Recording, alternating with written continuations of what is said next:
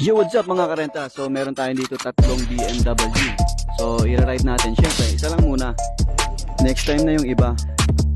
So ayun, papunta na tayo sa destination at meet a place natin ng mga tropa.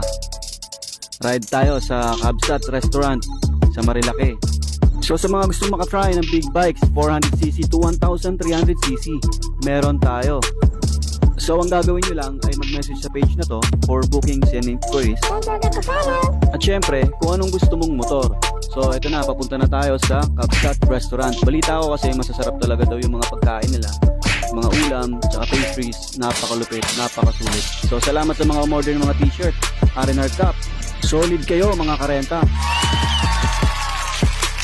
Eto, napakalupit. Sino kaya naglagay nito? Inubos yung R&R sticker.